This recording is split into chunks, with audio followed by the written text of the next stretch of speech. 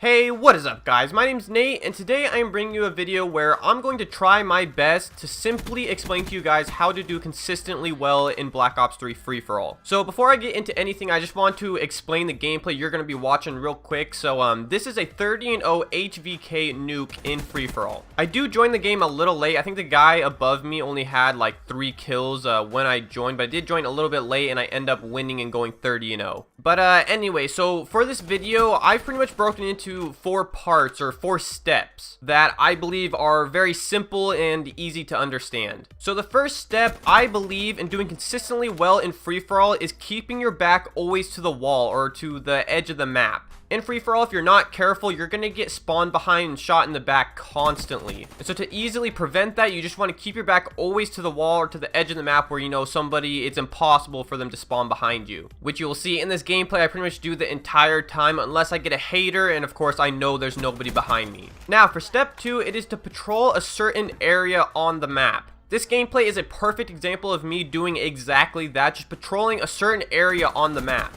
So for this game, I am playing Metro, and I decided to patrol what is usually the A flag and domination for it. So what I ended up doing is just going from left to right on that side of the map and just picking people off from afar. And the reason I picked this side of the map is because I actually know the spawns for this area, which leads into my next step. So the next step, step 3, is to learn the spawns. Now, this isn't really specifically towards free-for-all. Learning the spawns can help you in any game mode in Black Ops 3, in Call of Duty in general. But if you want to dominate in free-for-all, learning the spawns is a huge step. In this area that I patrolled pretty much the entire match, there's only 2 spawns that you really need to worry about. So the first one is right next to the A flag on domination. It's actually next to that like fountain thing. And then the second one is in the other corner of the map where it's like next to the police car and the van. So those 2 spawns are really the only ones that you have to worry about if you're patrolling this area, because all the other spawns are going to be directly in front of you. In this game, if you watch closely, I keep on checking both of those spawns over and over again. Even if I'm right next to them, you always want to check them, because sometimes, you know, the spawns can spawn somebody right next to you in free-for-all. But even if a person is to spawn in one of those spots, I know they can spawn there. That's why I check it every time and I can still kill them really quickly. And then finally, for my last step, this is something that I actually suggest in all of my Black Ops 3 videos for every single game type in this game, and that is dead silence. Now, in free-for-all, I'm going to change it up a little bit just by saying that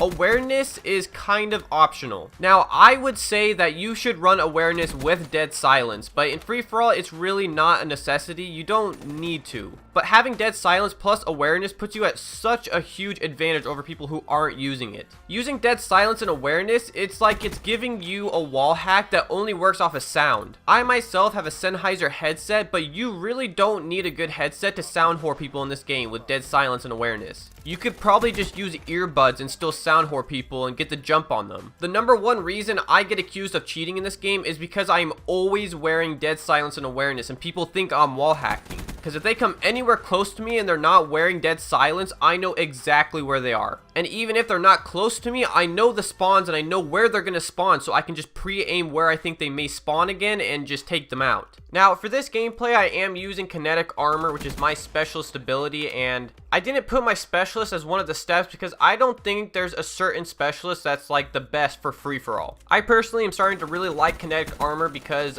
if I forget to like check a spawn that I know and the guy ends up spawning behind me and they start shooting at me, if my reactions are quick enough, I can turn on the kinetic armor and then just turn on that guy and kill him. And it also helps me be a little bit more aggressive because I am a really aggressive player, so I can kind of like run up to somebody, turn on the kinetic armor and just destroy them without getting hurt. But I mean, in the same way, you can save yourself with like the glitch ability. If somebody were to spawn behind you or just start shooting you in the back, you could use glitch just like you would kinetic armor. And then of course you can use lethal abilities just so you can get more kills more quickly in the game. Really, the main reason I didn't use a lethal specialist in this is because I'm going for a nuke with every gun in Black Ops 3, so I wanted to get most of the kills with the HVK. But if you want to use a lethal specialist, I would probably suggest like the Scythe. The Scythe would be really good. The Ripper would probably not be very good, but like the Annihilator, the Sparrow, the Death Machine, and even the Prophet's lethal ability would be pretty decent. And then for score streaks, I definitely suggest using UAV and counter UAV. But if you are not an above average player who can get haters, I don't suggest running it.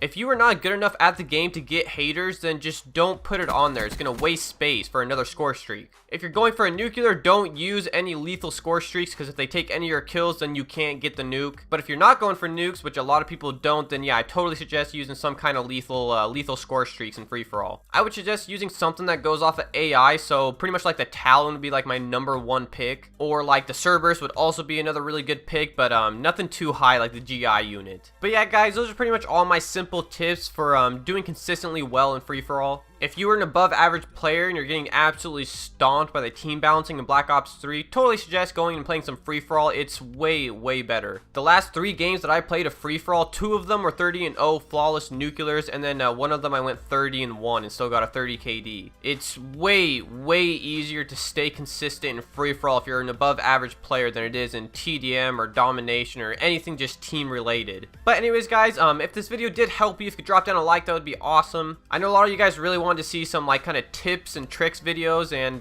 this is like the best I can do. Most of the reason I do so well in Call of Duty consistently is just because I practice all the time and I have so much experience with the game, and a lot of it is just natural talent. But I really do hope that I helped at least some of you guys with this video. So you guys, thank you for watching the video. I hope you have an amazing rest of the day, and I'll see you in the next one. See you later.